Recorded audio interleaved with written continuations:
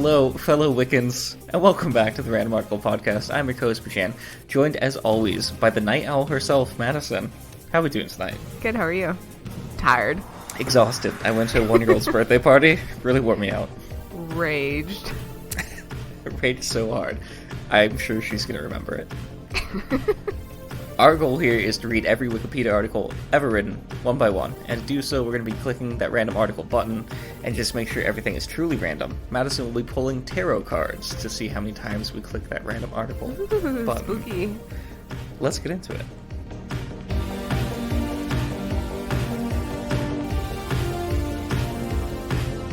But before we get into it, as we promised you last week, we're going to start out talking about the men's rights movement. Oh, I remember this. I'm already enraged. Yeah, I believe when we landed on this one, you just started screaming, no, I will not talk about this. I guess I'm talking about this. So, the men's rights movement, also known as the MRM, is a branch of the men's movement. The MRM in particular consists of a variety of groups and individuals who focus on general social issues and specific government services which adversely impact or in some cases structurally discriminate against men and boys. Okay, I mean, they're talking about the common topics discussed. Family law, such as child custody, alimony, and marital property distribution. I get the custody thing, maybe. I can see where they're coming from, maybe, because it favors the mom, the woman. I've heard of a lot of cases where, like, even though the mom is more abusive, society just favors that. I'd like to hear about what they're talking about when it comes to reproduction. They just list reproduction with no context. They say suicides. Don't know what that's about. That, like, men commit suicide more? I think so. Reproduction. Condoms don't feel good, and we're going to start a movement about it. Okay, all right.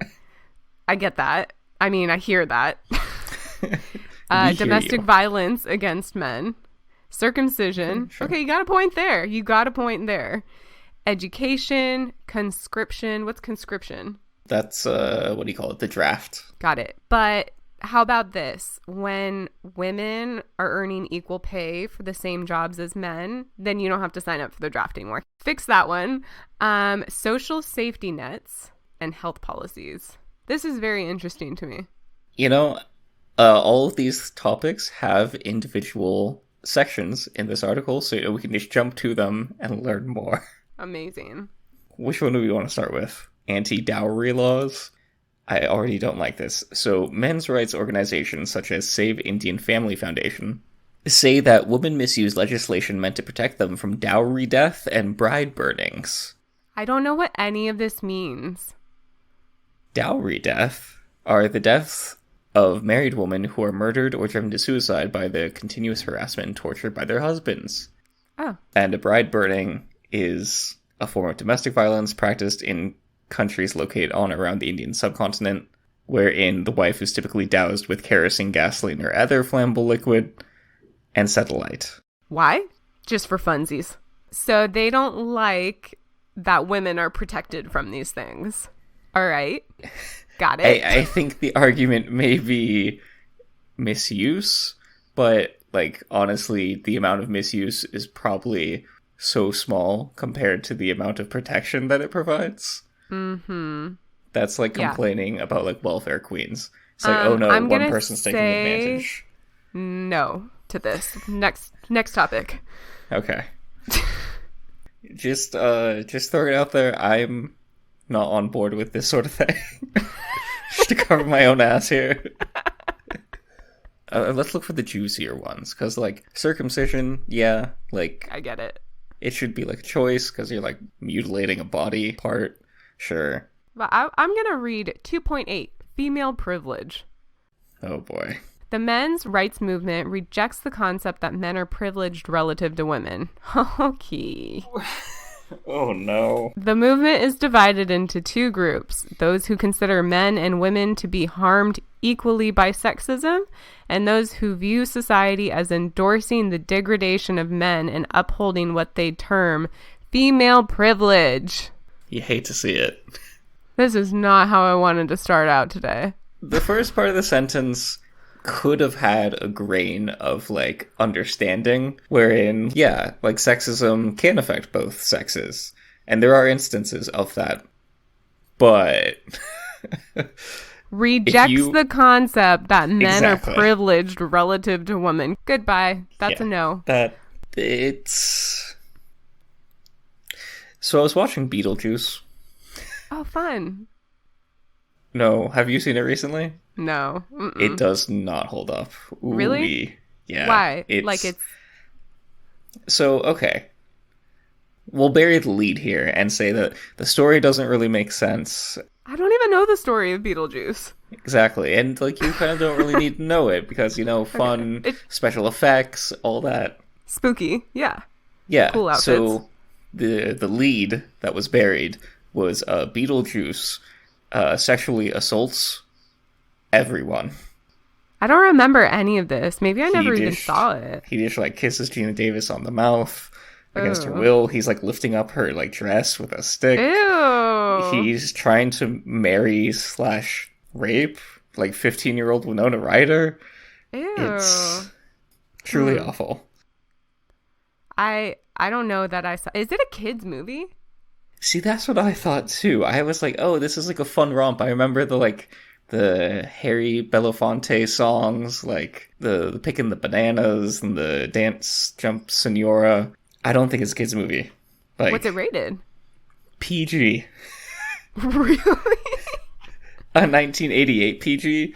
Like, he Wow. drops an F-bomb, he's swearing, he's Really? sexually assaulting people. Yeah, PG. Wow. I probably never actually saw it, to be honest, because if it was 88, then, like, by the time I was old enough to see it, it would have been not popular anymore.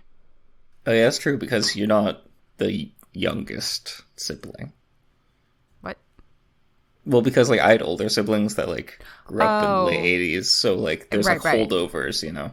Yeah, it was, like, around. Huh. Right. Well, no wonder nobody talks about it. Like, Hocus Pocus holds up. Halloween Town. Halloween Town does not hold up. Goodbye. We're done here. I watched it recently. I love it because of the nostalgia. It's a bad movie. Of course it's a bad movie. It's a Disney original. But, You like- think The Luck of the Irish is good? Do you think Smart House Okay. is good? All right. You're throwing a lot of slander out right now. I love those movies. I love those movies more than anything. But are they good? No. No. Speaking, no. do you remember the Mummy movie with Harold? Under Wraps? Yes. I gotta watch that. I just remembered it existed, and it's the perfect season. It's Halloween. I need to watch it. It's the very first Disney Channel original movie. Oh, was it? I think That there one were, like... was actually good. Yeah, that one's good. There were some before it, but they weren't, like, called Disney Channel original movies. Under Wraps was the first one. Okay, like, the jokes in that movie actually hold up to me. Like, I When was the still last think time they're you funny. saw it? Probably a couple years ago. I used to watch it pretty regularly, like, as an adult. You should watch it, like, ASAP. Yeah, so the men's rights movement. I mean, they have, like, okay. I'm not a men's rights activist. Careful. The points they bring up regarding society as a whole make sense, but that's not what they're talking about. They are talking about how it only affects them. Like, so the things they bring up, homelessness, incarceration, military conscription, it generally affects men more, all those things, like incarceration True. and homelessness, which is true, yes. And these things should be fixed at a societal level, as opposed to them just being pissed at women. Right. It's like, yes, society is very bad, but for some Is reason this, you're blaming like, sex. active? They don't say, what they're doing. Today. Oh, I'm sure I can direct you to some Twitter accounts. Let's just move on. Let's Let's not honestly, give them. Yeah, sorry, giving them this Any more much time is too much. Oh, I've been meaning. I wanted to ask you. Okay, so when you put on your shoes, Which shoes? how do you put on your shoes? What shoes? Any What shoes? Like Sandals? sneakers, Like slip-ons? like Vans. Like it has laces. Do you put on one shoe and lace it up, and then put on the other shoe and lace it up? Mm-hmm. Or really? Yeah. Yeah. That's so Why weird. would you? I put on Why both would you shoes. like not finish one and then move on to the next one, and now you have one flailing around in the wind? You're not even ready. You're gonna trip and fall on your ass. Well, no, you're sitting because I'm old and I sit to put on my shoes. I don't sit to put on my shoes ever. Really? No. Wow. That's Even wild. when I do my stupid fucking Vans that I can't get my feet into. I put my feet in, both feet in, and then I tie. I never, ever, ever do that. Wow, that's crazy. But like, what if you get like attacked by a bear before like you tie it? That way, at least you have the shoes on. You don't want one on untied. I'd rather have one shoe tied up and run than have both shoes on untied trying to run. Agree to disagree, I guess. It's not an agree to disagree. You're wrong.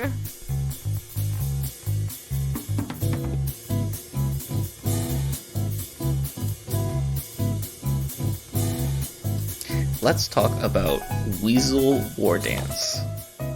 The Weasel War Dance is a colloquial term for the behavior of excited ferrets and other members of the weasel subfamily. There's a picture of a weasel doing a dance. Naturalists speculate that weasels in the wild use the dance to confuse or disorient prey. So this is when they get kind of squirrely, like they hop around. Yeah, I guess cats kind of do the same thing where they just like jump and like slap. They do, yeah. In domestic ferrets, the war dance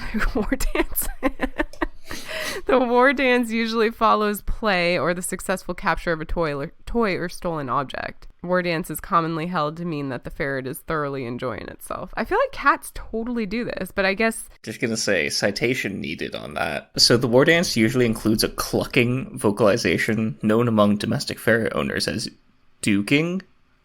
It normally indicates happiness. Seems like a very subjective article. Although the war dance may make a ferret appear frightened or angry, they are often just excited. So what it's doing is it's just bouncing around on a bed. Okay, it's cute. It's having fun. Are ferrets the ones that are illegal in California? I don't think so. I know a girl, or I used to know a girl who had a ferret. Ferrets are illegal in California under Fish and Game Code Section 2118 and California Code of Regulations. Emily better hide her ferret. Emily, we're coming for you. That's like an out-of-state ferret then. She smuggled that thing in. Although it is not illegal for veterinarians in the state to treat ferrets kept as pets. I respect that. That's nice. Yeah. So, is there a reason for that law? Here's a quote that's unrelated to California. Ferrets are strictly prohibited as pets under Hawaii law because they are potential carriers of the rabies virus. Oh, it's a rabies Territory thing. Why can't you just give Puerto them a Rico shot? has a similar law. I don't know if ferrets are accepting of the shot, probably. Oh. There's not like rabies vaccine, right? You get it after you're potentially bit, right? No, Not there's before. a rabies vaccine for animals. I don't know about humans, but yeah, there's rabies for sure. Rabies is wild though, because if you start showing symptoms, you're already dead. As a human? Yeah. What kind of symptom? Do you go into a zombie? You become very hydrophobic. Weird. I think your throat starts to seize up, and because of that, the drinking of water is so painful that you become very averse to water at all. Once a person begins to show signs and symptoms of rabies, the disease nearly always causes death. Ugh. But you are right about the rabies vaccine. I was wrong. That you can get a vaccine. It's I mean, animals can. No, humans can. Oh, they can. Yeah. I feel like we should all get that just in case. And you know who one of the founders, the developers of the rabies vaccine was? Who? One Louis Pasteur. Pasteur? Am I supposed to know who that is? He's the guy who founded pasteurization. Are you lying? No. Oh. Pasteurization's named after him. Wow. Yeah. I thought there was a Latin root in there or something. I mean, maybe if his last name is Latin, but Yeah, but it doesn't have anything to do with like cleaning or like boiling bacteria oh out of stuff. yeah, Huh. that's yeah. He was a What a smart dude. yeah. He's saved so many lives. Did you know Edgar Allan Poe died of rabies? Huh? I don't think I did. Who'd he get bit by? He first gave his experimental rabies vaccine to a 9-year-old boy. The mother insisted, and he was like, all right. In the name of science, I respect that. Wow, fewer than 15 known cases of unvaccinated people surviving rabies once they develop symptoms of the disease have ever been documented. That is insane. Oh, yeah. Were those people just like crazy for life then? Rabies is terrible. Why aren't we more scared of rabies? Well, because if you get bit by an animal, just go to the doctor and get the rabies shot. When I looked up where can I get a rabies shot, the first thing on Google Maps tells me is Walgreens. I don't think they're going to do it for you at Walgreens. And the Petco vaccination clinic. Oh my God. Don't feed squirrels. A lot of people Or do, chipmunks. dude. We were in Fort Bragg. People were sitting on the ground and they were trying to feed the squirrels Doritos. I think they were like flamin' hot Cheetos. They were like something spicy. And I was like, first of all, that's inhumane because that's going to burn their throats. And second, like, what are you doing? Do you want to get bit by one of them? What flavor of Doritos, though? No, I don't know if it was something spicy. I specifically remember that. Like the spicy nacho cheese? No, I think it was flamin' hot Cheetos. Okay, new idea for Cheetos. Okay. Chips. Like Cheeto chips. That's Doritos. Well, no, Yeah. it's like the Cheeto, like the puff, but in like chip form. Like a rice cake? Yeah, but it's Cheeto, so it tastes good and not bad. You could just crush up a bag of Cheetos and sprinkle it on top of your rice cake. You could. We should start a restaurant. This. I don't even know how we got to this, but okay. Rabies, man. Rabies, you want to pull me a card? 72. Let's talk about the Easter Bilby. The Easter Bilby is an Australian alternative to the Easter Bunny. What's a bilby? I'm so glad you asked. Bilbies are marsupials, an endangered marsupial, indigenous to Australia. Cute. Oh, so they use them to raise money and increase awareness of conservation efforts. Bilby-shaped chocolates and related merchant. Okay, no more Easter Bunny for me. I'm all about the Easter Bilbies. These are adorable. This is a great article. Going full in on the Bilby. It looks like, they're known as rabbit bandicoots. Rabid? Rabbit. Oh, rabbit. They might be rabid. Wait, a bandicoot's a real thing? It's an animal? It's a group of 20 species, small to medium-sized, terrestrial, largely nocturnal, marsupial omnivores. Okay, so did you play Crash Bandicoot? I sure did. Best game ever. Are we thinking that Crash Bandicoot was a Bilby? No, he doesn't look... I don't know what he was. He looked just like a fox to me.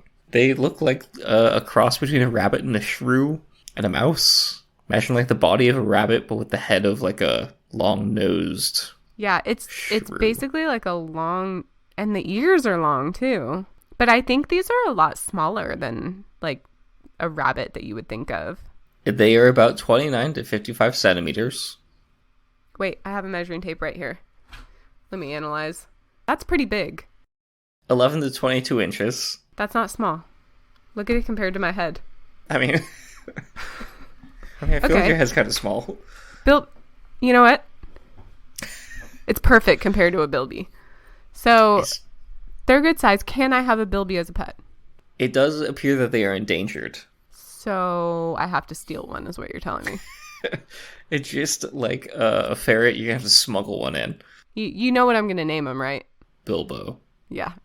100%. Bilbo the Bilby. 110%. Bilbo Swaggins. That's adorable. I like this. I think this is a great tradition. I think everyone should have Easter bilbies. So the history, Daryl Leah began selling chocolate bilbies in 1999. As of 2009, sales of Daryl Leah's bilbies were about the same as their sales of bunnies. Yeah, because they're freaking adorable. And then their stores closed in 2012. Oh. They're I'm looking at their Wikipedia page, the Bilbies. Yes. Their ears look like bat ears. How they're a little bit translucent and you can see the veins running through them. Kind of creeps me out. It's probably for a heat. Oh my God, they look cooling. like bats. Like the Stegosaurus. Yeah, the Stegosaurus had the plates on the back, but they're not actually armor plates. They were actually for body temperature control. Nobody knows what you're talking about. Stegosaurus, the dinosaur. Yeah, I know it's a dinosaur. The one with the big plates on the back, Nope. Famously. Don't know. Oh, like the rhinoceros horns. No, you think of Triceratops. Oh. Stegosaurus is like the most famous dinosaur. It's got the big plates running all down its back. No, the one that flies is the most famous.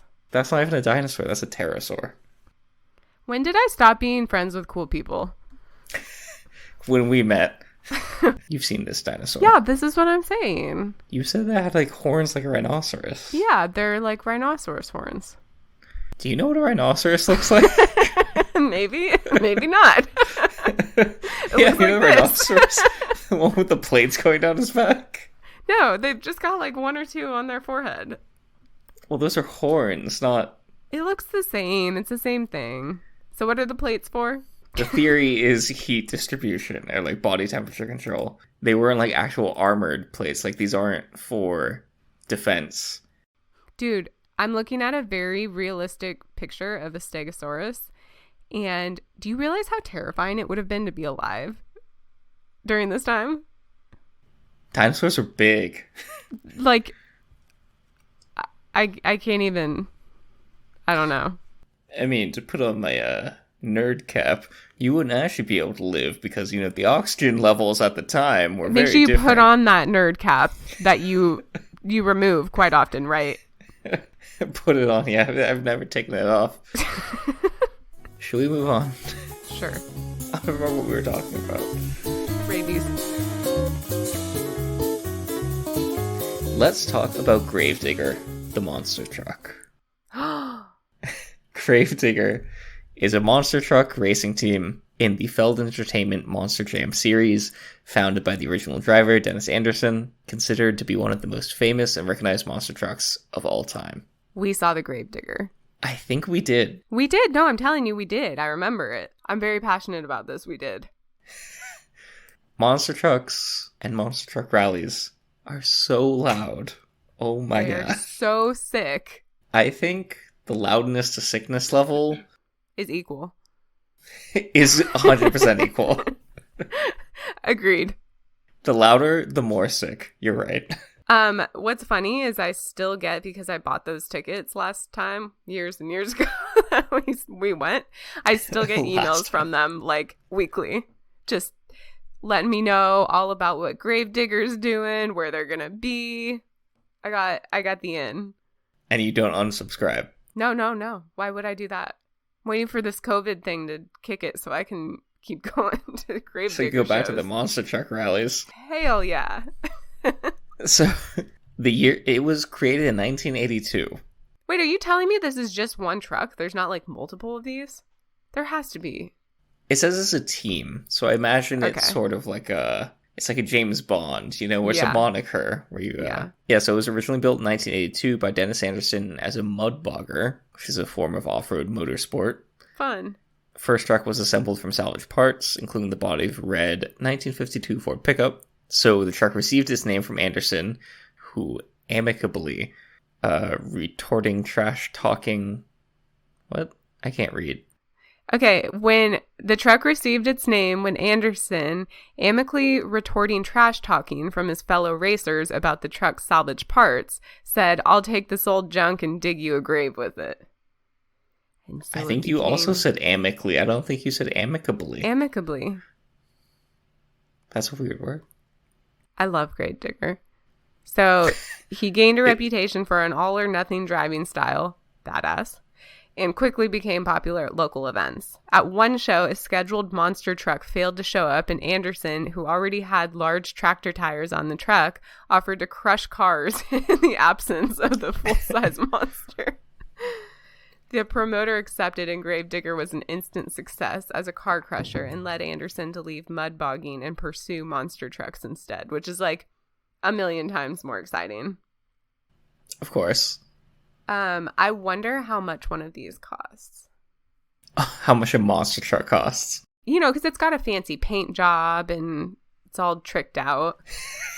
You're right. I bet the paint job is the most expensive part. Yeah, but like that's probably what gets ruined every single night. There's also a list of accomplishments, which is about a mile long. Wait, it's naming all the champions. It's the champion of all these different things. Are you telling me that monster trucks is actually a competition? I thought it was like the Globetrotters, like it's all staged. It is, right? I think it is. So why would you list all their accomplishments? Well, because they won, didn't they? But it's fake. Is it? Well, okay, all right. So I think to a degree, but like when they do flips and stuff, they're actually doing they're doing flips, but like they're not actually competing. Like you flip and you fall over, like you lose. That's not fake, right? Because like when we went to a monster truck rally. I think we went on like Valentine's Day. Fitting. So romantic. And you were the third wheel too. I was. And I remember one of the monster trucks like tried to do a flip and like landed in the front part of the stands. I don't remember that. Did they hurt anyone? Well, so like the front part of the stands are all closed off. Right. Because, Okay, like, so we were super high up, but I think that's just because we were cheap. Yeah, but like then the truck was just there for the rest of the night because like it's stuck there. What are you gonna do? It's a truck. You have to like tow it out. Yeah. Yeah. So like obviously that truck didn't win Monster Jam World Racing Champion in 2016. But like I didn't know it's actually a competition. Like I thought they just go and do stuff and then go home. It's like pro wrestling, right? Right. Where there's competitions. Someone wins. Yeah, but okay. It's not worthy of putting it on your Wikipedia page. That's what I'm saying. You didn't actually win. You showed up and you performed all those nights. If I was the driver of this and I got a placard, I would hang it on my wall. Well, okay. I hope they don't give placards. Like, just give them their check. There have been 41 Gravedigger monster trucks built. Wow, that's a lot. There are 7 trucks currently competing. So I found our next travel destination. Okay. Digger's Dungeon, located in Poplar Branch, North Carolina, is the official home of Gravedigger. Besides the usual gift shop, there are several Gravediggers located outside on display. Dude, that's so sick. That's so sick. I'm there. Where is it? Gravedigger Museum, North Carolina. Okay, I'm there. It's an unincorporated community in Currituck County. Elevation of 13 feet. It has a post office. What was the population? It doesn't. There's nobody lives there. Nope. Okay, should we move on? Oh, they've got a gift shop. Yeah. Let's talk about Steve Alexander, the drummer. Steve Alexander is a Welsh drummer starting out with the Irish band Shook Up. He earned a living as a session drummer, working regularly in London's recording studios, on film, TV, commercial sessions, playing with the BBC Radio Orchestra. He was hired by Duran Duran. Wow. That's pretty big. In 1995. Wasn't Duran Duran like in the 80s? Is when they were big. So they were already like done. I mean, they're everlasting. Uh-huh. Hungry Like the Wolf, that's a song that they did. He worked with Boy George. Ooh. I love a come chameleon. He also, in May 2011, a film called Killing Bono saw a major cinematic release based around the story of Alexander's first band and their rivalry with U2. That's fun.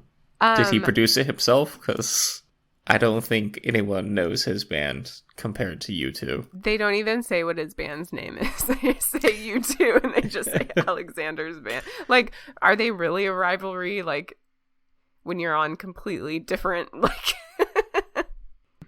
Bono probably, like, did not even care a single bit that this guy made a stupid movie that nobody watched. He probably does not know who this person is. I'm going to look up how tall Bono is. My guess, 5'10". No? I'm going pictureless, 6'1". He seems like a tall guy. Oh, that's okay. I'm going to take your original guess. I'm going to say 5'10"? No. I'm going to say 5'9". 5'9". Wow, Yeah. that's much smaller.